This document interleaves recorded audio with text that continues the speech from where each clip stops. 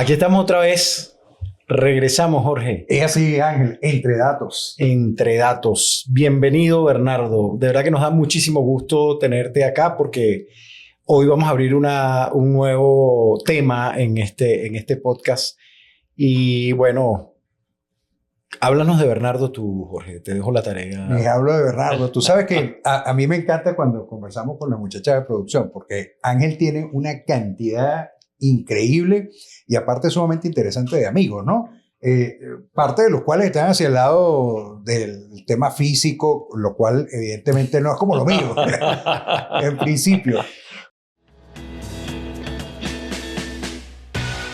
Cuando nos habló de ti, Bernardo, y de lo que ustedes están logrando desde el punto de vista educativo con la Fundación Impronta, en un sector particular que, por cierto, creo que hace muchos años fue hasta emblemático en temas políticos y todo lo demás, me llamó mucho la atención. Más aún, Ángel y yo hacemos vida en el Dividendo Voluntario para la Comunidad.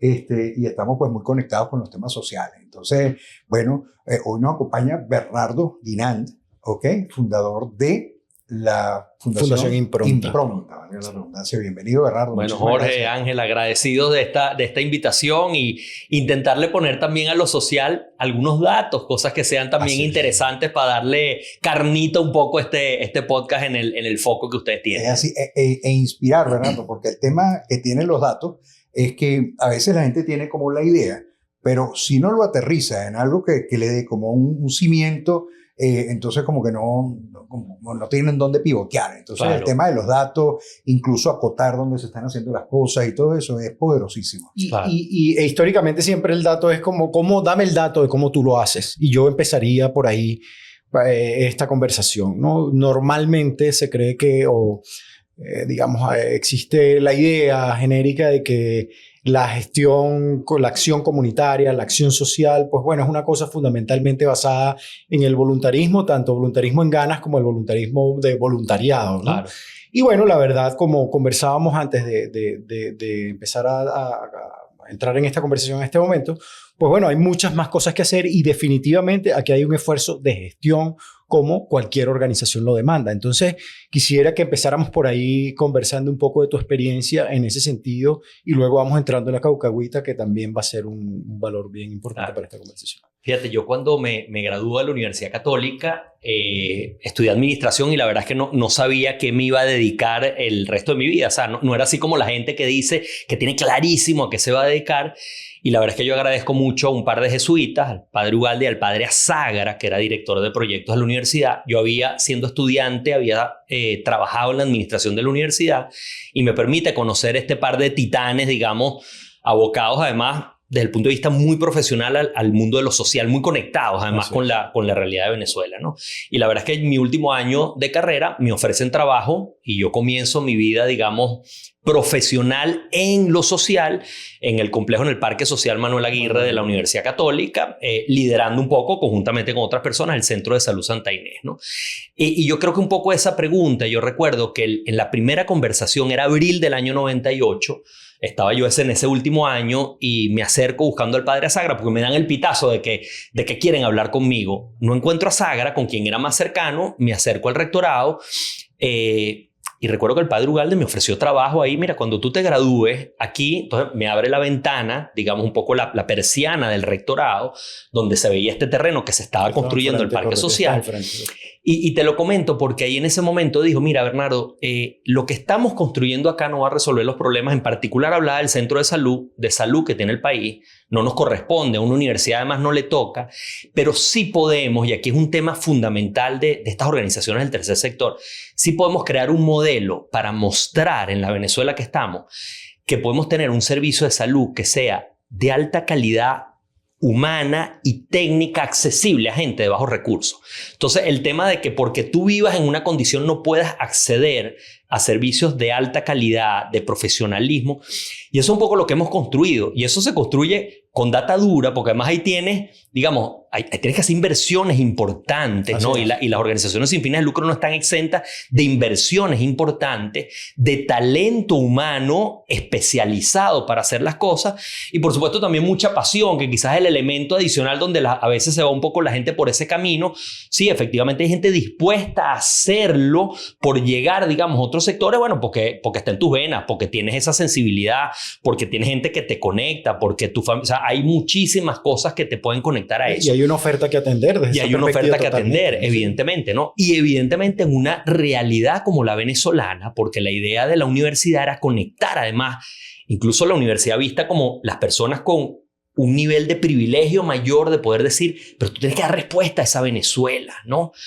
Ahí está, porque además ahí también hay mercado a futuro, ahí también hay oportunidades, ahí hay talento, ¿no? Entonces, como tú, en ese momento, en el tema de salud, hoy en día me he dedicado más al tema de la educación, porque además darle las herramientas a la gente para que a pesar de las adversidades pueda salir adelante, ¿no? Y eso necesita muchísimo talento, como la empresa petrolera, digamos, porque yo digo, bueno, yo me formé como administrador, yo podía ser gerente de una institución de petróleo, de una transnacional o de una organización sin fines de lucro, que evidentemente ha sido lo que ha hecho, bueno, que me da a mí, digamos, valores adicionales a lo que solo es la remuneración, bueno, que siento que puedo resolver parte de la problemática que tiene Venezuela. Qué interesante, porque emergen dos cosas en lo que vas diciendo. Lo primero, el elefante hay que comérselo a pedacitos. Exactamente. ¿No? Básicamente, el caso concreto de Santa Inés, pues atiende lo que es Antímano, atiende también gente de La Vega y, bueno, y otros sectores, Caricuao, ¿no? Todos los barrios que están alrededor. Y tenemos mapeado incluso con datos el porcentaje de pacientes que había de Antímano, La Vega, Caricuao y Macarao, y la distribución, que eran las 4 parroquias cercanas, porque eso nace además desde la academia, tanteando un poco las zonas más, las parroquias del municipio Libertador más cercanas. La gran sorpresa fue que empezó a venir gente también clase media, porque el servicio era de alta calidad, entonces Montalbán y El Paraíso, pero entonces empezó a hacer todo el municipio Libertador hasta un momento donde empezó a llegar gente de Carúpano, como un servicio de atención primaria y de diagnóstico, empezó a llegar gente, digamos, de otros lugares. Bueno, porque la calidad es buena y las necesidades son grandísimas, pero un tema fundamental era llevar también la data de dónde viene la gente, y eso te empieza a mover, a hacerte otras preguntas y a buscar también otras soluciones. Eso claramente te dice, mira, si alguien viene a controlarse un cardiólogo en Antímano o en Montalbán desde Carúpano, claramente te dice que en Carúpano faltan cardiólogos, ¿no? o faltan cardiólogos que sean accesibles. Así es. Pero un poco aquí el tema, pero ya arrancamos, ¿no? O sea, lo interesante es que se arrancó con un servicio, se empezó a prestar y bueno, se concretó una idea, ¿no?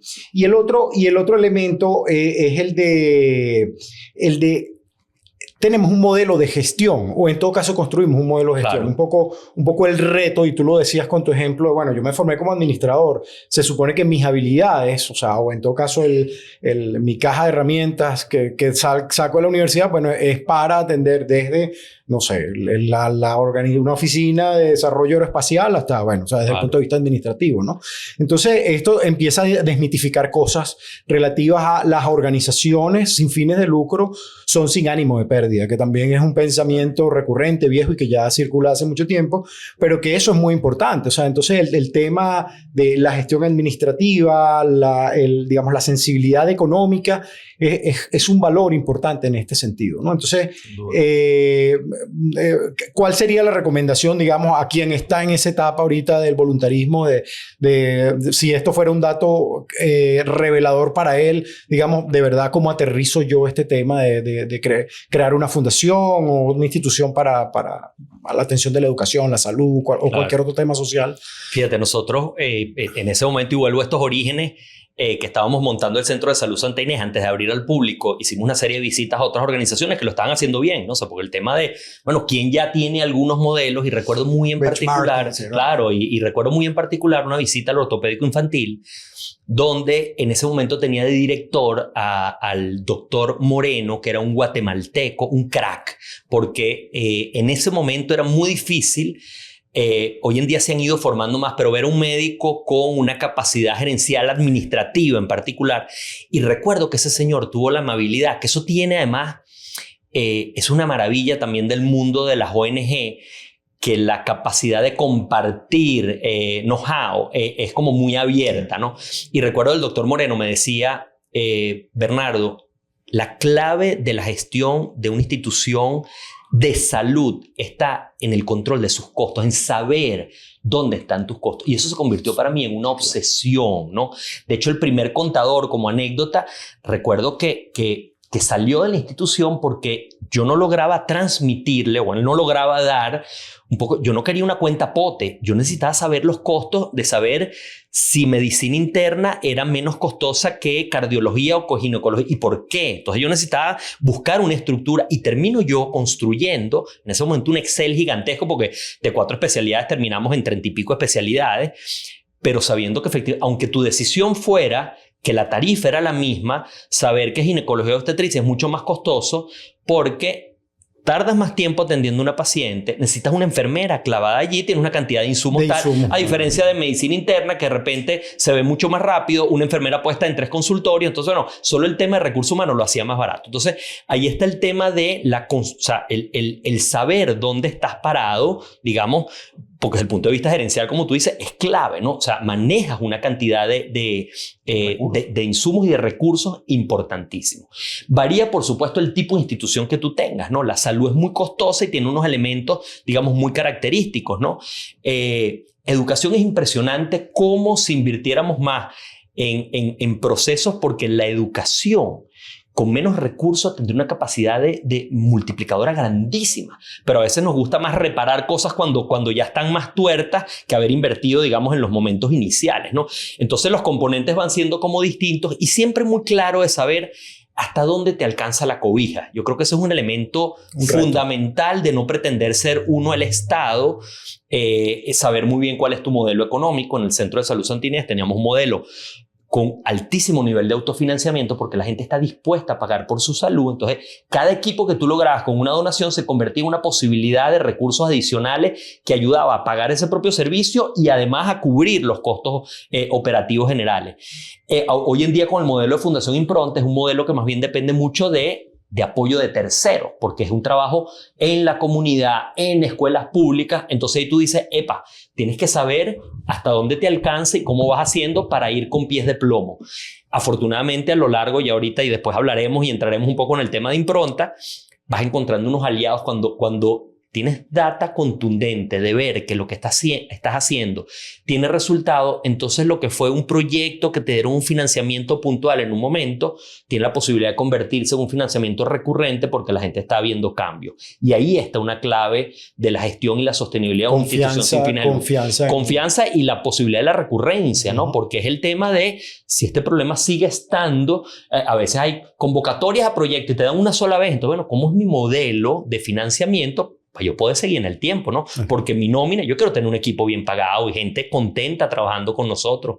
Tengo además un poco gente que son unos cracks en el tema educativo y en el tema de gestión de ONG. Yo quiero ser igualito que Google o cualquier empresa, que la gente diga, bueno, estoy en el mejor lugar que pudiera estar para trabajar. Eso es muy importante, ¿no? La remuneración del personal que participa, digamos, que presta sus servicios para una iniciativa de esta escala, ¿no? Tú lo acabas de decir, digamos, si va a ser tu trabajo, ¿por qué tiene que ser mal remunerado o por qué necesariamente tiene que ser voluntario, ¿no? O sea, el esquema del voluntariado, y yo creería que aquí sería bien interesante como hacer la distinción. Claro. El voluntariado es un aporte que tú puedes hacer desde una posición muy cómoda, pero no necesariamente porque el problema sea social tienes que resolverlo, digamos, con los bolsillos vacíos, ¿no? Así es. Entonces ese es un reto. Fíjate que ahí hay un tema interesante que, por ejemplo, Impronta, analizando en estos días, tiene como una distintas escalas que van en expansión. Yo tengo un equipo central, digamos, de una organización que tenemos 10 personas contratadas en nómina recurrentemente y que están allí. Es como mi principal, además a mí que me toca buscar el financiamiento, yo tengo que asegurar esto, porque además, bueno, vamos dando resultados.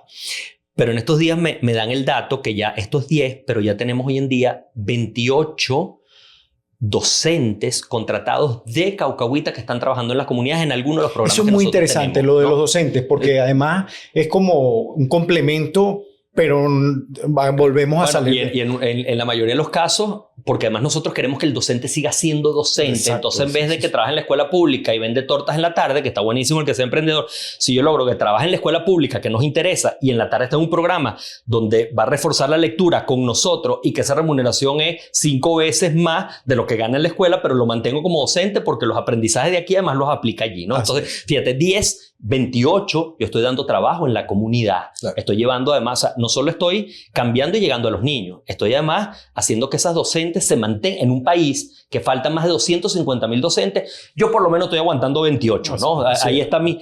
Pero este grupito remunerado moviliza al año 300 voluntarios, ¿no? En acciones específicas, puntuales, ordenadas. Algunas ayudan en temas educativos, algunos ayudan profesionalmente con algunas cosas. Tengo un par de abogados voluntarios que están en mi junta directiva, que es estelar y que dedica tiempo y acción a esto, pero la inmensa mayoría, más de la mitad de nuestros voluntarios son gente de la propia comunidad que se activa en distintos tipos de programas o de actividades que tenemos en la comunidad. Entonces hay un efecto multiplicador donde cada quien juega un papel fundamental, y eso es lo que hace un poco que sea contundente el trabajo que hace Fundación Impronta. Claro, que sea realmente con algo de... A ver, hay gente que utiliza la palabra impacto y la utiliza como una especie de cliché. Exacto. Pero el impacto realmente tiene datos asociados. O sea, son impactos demostrados no solamente a nivel de lo que haga con los niños, sino la realidad que estás cambiando de todo el entorno. Claro. Ahora... Hay algo que se me viene a la mente conversando, y yo también de base fui administrador, y el tema de recursos y gerenciario uno lo hace donde esté, de la mejor manera, ¿no? Pero lo relaciono con el tema de la palabra sostenibilidad, porque todo el mundo con los buenos propósitos hoy día dice que es sostenible y todo, y resulta que la sostenibilidad debe ser sostenible. Claro. Entonces me gusta mucho lo que nos compartes en términos de que haces, o sea, que tienes tantos maestros adicionales, pero bien pagados, claro, porque estás cambiando también realidades allí, ¿no? Ahora, esta parte de cuando te oigo y tú dices que tú eres el encargado de salir a buscar recursos, ¿qué te preguntan? ¿Qué te piden? ¿Y qué información? Me sale el contador ahí, esa transparencia en términos de reportes, ¿qué es lo principal en lo que se fijan? Mira, el mundo del fundraising, del cual además doy talleres, y es apasionante. Un mundo que es apasionante, y quizás la clave de cada organización es encontrar cuál es su mix, así como dice en el mercadeo, cuál es tu mix y tal cosa, porque creo que una de los focos hoy en día es tener un portafolio diversificado, es decir, claro, buscar, y eso va a depender mucho también de las fortalezas propias que tenga la organización, ¿no?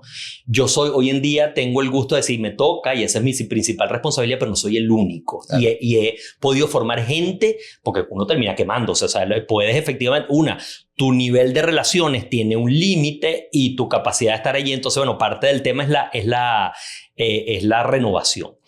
Todo comienza con una palabra que es la confianza.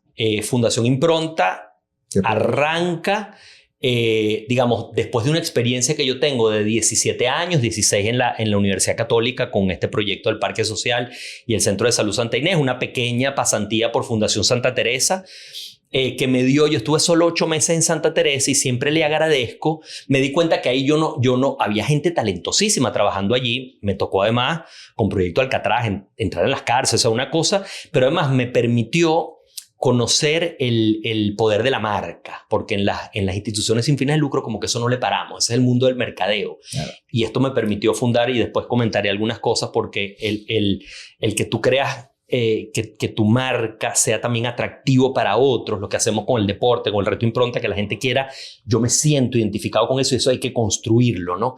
Entonces eso me dio Santa Teresa, ese poder de la marca, y bueno, después salto por mi cuenta, claro, ya con un bagaje de que ya sabían que Bernardo Guinán se dedicaba a lo social, y esa confianza te permite los primeros recursos de la gente que sin datos originales, es decir, yo tengo un sueño, ¿no? Martin Luther King, ¿no? Totalmente. Yo tengo un sueño aquí, yo tengo ganas de seguir echándole pichón al país, pero bueno, necesito quien diga, bueno, como cualquier inversor de tal cosa, y la tasa de retorno la veremos después cómo logras cambiar esa realidad, ¿no? Y con tus arranques. Después esa confianza, cuando empiezas a dar resultado, empiezas a mostrar números y empiezas a sumar a otros y de te llega otro y después, entonces bueno, ahí viene todo el tema de la diversificación, de buscar otra gente que te ayude, de complementar donantes individuales con grandes donantes individuales, con donantes recurrentes, con empresas, con posibilidad de buscar recursos afuera, con alianzas. Hoy en día Fundación Impronta no tiene un solo proyecto que no sea en alianza. Que alianzas que ponen también trabajo o que ponen recursos, o ponemos ambos. Y eso es clave porque no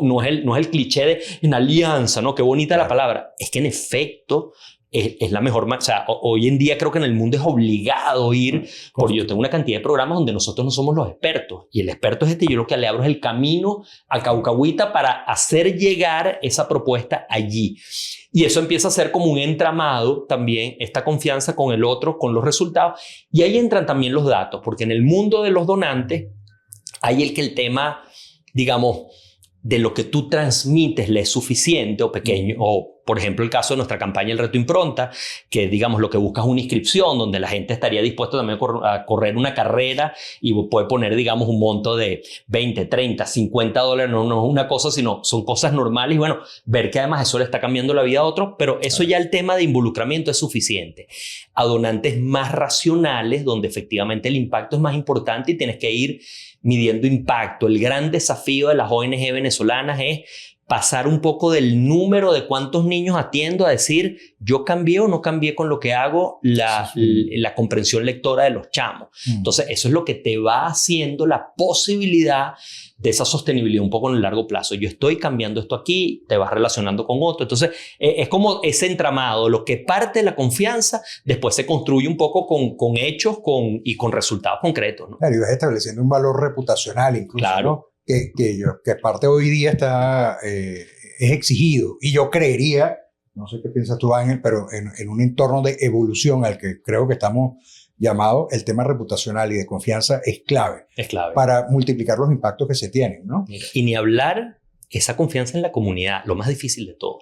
Claro. Mucho más complicado que con donantes y con otros. Exactamente. Esa es una cuerda floja por la que uno va caminando todos los días. Porque bueno, es como todo, lo que tú construyes con las manos, mira, en cualquier momento, por supuesto, además en un país polarizado, lo maravilloso que creo que hemos tenido es que cuando tú construyes con sensatez, con realidad, y además estás dispuesto a construirlo en el largo plazo, ¿no? Porque siempre la gente ve, ¿sabes? Como esa esperanza un poco en el tema de lo político, que es como puntual en función de hay un evento, una elección, una cosa tal que tú esperas. Cuando tú te vas quedando, porque bueno, cuando nosotros entramos en Caucahuita, bueno, eso, la gente circuló por Caucahuita, la gente va a esperar, este viene ¿por qué? ¿No? ¿Qué cosa? ¿Dónde va? ¿Cómo es la movida? Pero cuando tú vas viendo, mira, hay un plan vacacional, los niños se fueron felices y llega la cosa y vas a la escuela y tienes tal cuestión y apoyas la escuela deportiva y haces una carrera y entonces y sigues y el otro año sigues y sigues presente y no te desapareces y el aliado, el líder comunitario original te conectó con otro y buscas un espacio y te sacan de uno pero otro te abre las puertas. Entonces, eso es lo más delicado. Yo siempre le digo a mi equipo, hemos optado quizás por uno de los modelos más difíciles, que es el tema de bailar pegado con una comunidad. Es como una pieza de cristal que uno tiene, pero en efecto también te compromete, así como con los donantes, a ser transparente, a ser claro, a involucrarlos también en la toma de decisiones. Nosotros ahorita el sábado pasado hicimos un evento recreativo, muy sencillo, no era el de mayor impacto, pero generalmente en febrero, que es nuestro aniversario, pero eso te lleva también a hablar con actores políticos de la comunidad sobre la situación de estamos en un estado de conmoción, o sea, no ser mal vistos, sino pedir, mira, estamos en el timing para hacerlo. Sí, Bernardo, los niños tienen que seguir, plomo. Vamos y seguimos, ¿no? Pero bueno, eso es parte un poco de lo que es construir, igual como toca construir un país, ¿no? Con esa delicadeza de eso, mano firme haciendo las cosas, pero también la mano izquierda también para ir livianando las cosas. Tú definitivamente, o sea, a ver, trajiste la idea de mercado, es decir, es que normalmente la gente que está en estos temas de proyectos de corte social normalmente sienten como que en eso no se involucra. A mí me parece poderosísimo el mensaje de la marca, de construir una marca y generar alianzas. Igual el tamaño del aporte, también hay un tema interesante, porque siempre se anda tras de la idea de, bueno, una gran empresa que me apoye, que aporte bastante. Y bueno, bueno, sí, ando atrás del aporte de quien sea un gran donante, pero también las capacidades y las posibilidades de otros también son aportes que probablemente sean más modestos, pero contribuyen cuando vienes a ver sumas, ¿no? Claro. Yo creo que esa es una clave interesante a la hora de valorar tu proyecto, tu iniciativa de corte social, ¿no? Y no quisiera, si bien para mí está claro, pero yo quisiera que un poco hablaras del proyecto propiamente en Caucahuita, que es un proyecto muy interesante. Claro. Está el proyecto Lectura sobre Ruedas, digamos. Es un proyecto de complemento educativo, pero quisiera que tú lo contaras con la pasión que tú lo cuentas y que la gente quede claro. Yo te voy a dar un marco referencial que a mí me resulta, porque a veces me conecto con el propósito y me pierdo. Y es el Círculo Dorado de Simon Sinek. Es el porqué del proyecto, el cómo y el qué. Como para acotar un poquito y que la gente pueda tomar datos de ahí. Claro. Mira, más allá de eso, digo una manera muy sencilla de transmitir qué hace Fundación Impronta. Y es como darle a los chamos de Caucahuita exactamente lo mismo que cualquiera de nosotros quiere para sus hijos, ¿no? O sea, una manera como muy directa. Qué bonita manera de decir. ¿Qué quiero yo para mis chamos? Si dices, oye, a mí me toca este rol de papá, ¿qué quiero? Por supuesto, todo lo que tú transmites en tu casa, pero después dices, yo quiero una buena educación, o sea, que mi chamo pueda aspirar y tenga la mejor formación, y eso significa la mejor escuela, los mejores docentes posibles para poder pulir lo mejor que está allí. Ese es un claro foco nuestro. Y por otro lado, que además ahí nos conectamos también en muchas cosas, es decir, que adicional a esa escuela tenga la oportunidad de descubrir muchas otras cosas que terminan incidiendo mucho con lo que terminan haciendo en su vida o con el hobby que hacen que le permite una vida de equilibrio, ¿no? Pues de repente hay gente que le tocará un trabajo que no le gusta tanto, pero sale a correr o es bueno en las artes o va a un evento deportivo, algún tipo de cosa. Entonces, Impronta se ha ha optado además por otro camino complicado que es meternos en escuelas públicas. Es decir, nosotros no queremos descubrir el agua tibia. Queremos, o sea, estamos en un país que ha tenido instituciones y lo que hace falta es, bueno, que están trastocados estas instituciones. Entonces, más allá de ir, vamos a fundar la mejor escuela en Caucahuita, no vamos a ayudar a las que existen. Claro. Pequeñas iniciativas privadas y escuelas públicas fundamentalmente, para que la posibilidad de lo que se enseña ahí sea mejor.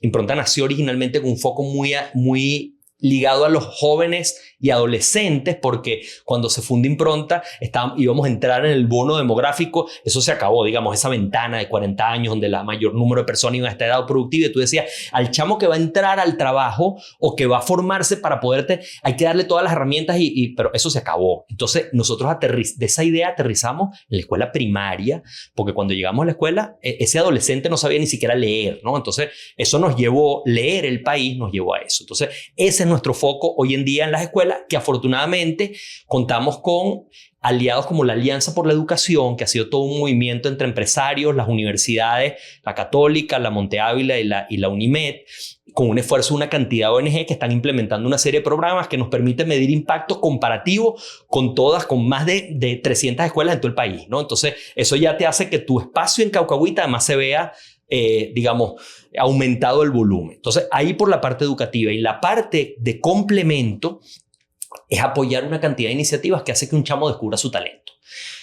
Tenemos un convenio con el Centro de Artes Integradas para que los chamos se formen en arte. Entonces hay 40 chamos becados en eso. Tenemos un coro con la Escuela Cantoro. Entonces el aliado que sabe, un coro en Caucahuita. Apoyamos las escuelas deportivas de la comunidad, porque los chamos, incluso una de nuestras líneas es el bienestar, y el bienestar entendido por un chamo es sentirse bien, que haga deporte, que se mueva, que haga recreación. Entonces dejamos capacidades. Por ejemplo, la gente ve cuando transformas una cancha, ¿no? O dotas uno con balones, pero realmente la transformación ha estado cuando invertimos unos reales en la formación de los entrenadores para que la escuela sea sostenible, para que manejen temas de liderazgo, y ahí entonces tú vas dejando una semilla sembrada que te vas mañana y dices, ahí quedó algo, ¿no? Y un efecto multiplicador, sí. ¿no? Y hemos también en las tardes, bueno, y hoy en día en las mañanas, porque tenemos una sede, seguir fomentando el tema de la lectura. Es decir, la lectura se ha convertido en el gran eje de incluso de medición de impacto de Fundación Impronta. Nos hemos vuelto obsesivos, digamos, inspirados en el tema de la lectura, porque hemos visto milagros. O sea, hemos visto lo que significa. Mira, la semana pasada, esto no es el cuento de Ángel, otra chamita que llegó. La semana pasada llegó la gente a mi oficina, mi equipo de docentes con lágrimas en los ojos, porque una chama de la comunidad llega el año pasado, una niña de 11 años, su mamá la lleva porque tiene algún tipo de discapacidad intelectual. No ha sido recibida en ninguna escuela porque no tienen capacidad de atenderla, pero el psicólogo le dice que no va a aprender a leer, el neurólogo le dice que además una mamá movida, que no tiene más recursos, una mamá que incluso es docente y dice no sé qué hacer con mi hija. Para echarles el cuento corto, ella arrancó el programa, entró en Lectura sobre Rueda el año pasado. Gracias a entrar en Lectura sobre Rueda logramos que en la escuela donde ocurre eso, logramos que la niña de 11 años entre en primer grado, ¿no? Para aprender. Y la semana pasada leyó por primera vez en su espacio, por primera vez. Es por supuesto, tú dices, wow, qué drama, una niña de 11 años, tal. Sí.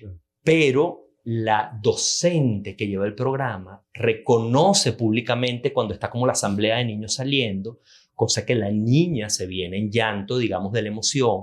Abrazo acá, la otra docente lloraba, la otra tal, y la mamá llegaba desde afuera viendo a la hija diciéndole, no llores, no llores, y se quiebra la mamá, no llores, y se viene. Entonces, a lo que voy es, este tema de la lectura nos ha llevado a ver milagros nosotros en la cotidianidad, de decir, mira, el país tiene unas cifras grandísimas, pero nosotros estamos allí impactando. Entonces comienzas con 1, ese programa ya hoy en día tiene 200, pero entonces las escuelas están llegando a 4.000 y dice, bueno, Fundación Impronta está dejando su huellita de manera bien marcada. Y te puedes permitir un lujo que es el de romper los estándares, ¿no? Yo me imagino que aquí están todas las limitaciones. Por un lado, bueno, que les da el diagnóstico al especialista. No quiero entrar en el juicio al especialista que le dice, bueno, probablemente no va a leer. Claro. Y también el estándar de la educación, que el niño a los 6 años ya lee y todo este tipo de cosas, y los demás los abandonamos, ¿no?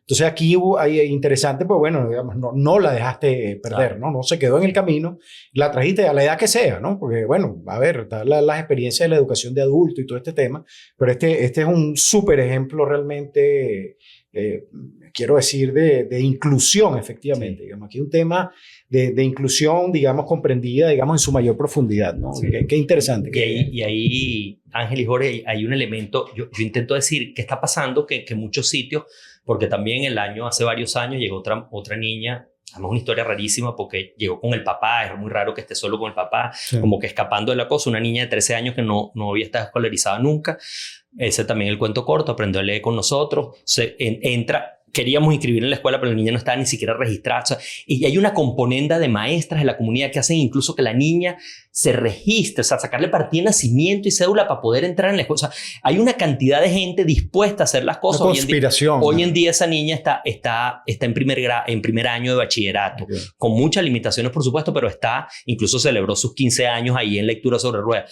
Y yo a veces digo, ¿por qué está pasando esto con tantos casos que además te van diciendo, incluso vas oyendo a las mamás y a las abuelas diciendo, este es el programa donde sí aprenden a leer y más allá de la metodología, el espacio, lo que denominamos nosotros seguro y protector y afectivo, ha sido la clave. Más difícil de medir con datos. Claro. Pero si yo dijera, ¿qué carrizo está pasando para generar los milagros? Tú dices, bueno, sí, tenemos una metodología de enseñanza, tenemos tal, pero es la disposición que se genera para que el niño, antes de sentir que tiene que aprenderse la lección, sienta que está llegando a un lugar que es de juego, donde es querido, habita, donde hay afecto, donde... Entonces, una experta del Banco Mundial que visitó el programa y que además tiene la metodología que se utiliza allá, recuerdo que saliendo de la visita me dice, Leonardo, cambia lo que has escrito, tú no tienes un programa de lectura. Tú tienes un programa de protección de la infancia, ¿no? Bien. Entonces, son parte de las cosas que uno sigue también descubriendo y que sobre eso,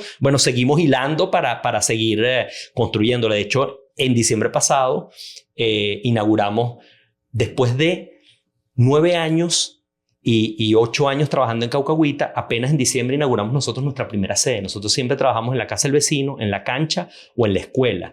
El año pasado pudimos inaugurar nuestro punto Impronta, que es un apartamentico en Caucahuita, pero hoy en día tenemos un espacio también para formarnos que ya no depende del permiso de otro, sino que es nuestro. Bernardo, estamos muy agradecidos con tu participación. De verdad creo que no solo aprendimos nosotros, sino creo que estamos contribuyendo a que otros aprendan a cómo es la gestión de las organizaciones sociales, ¿no? Creo que se le da un enfoque distinto, un enfoque innovador y un enfoque de sostenibilidad, ¿no? Aquí pues haciendo nuestro esfuerzo de romper cliché como hemos hecho en esta conversación, cada vez todo el mundo habla de sostenibilidad. Bueno, esto es un ejemplo concreto de sostenibilidad y de continuidad en el trabajo. Te agradecemos mucho la participación. Y los propósitos con impacto demostrable. De verdad que, Bernardo, muchísimas gracias por tu tiempo. Muchas gracias por lo que estás haciendo tú y tu equipo.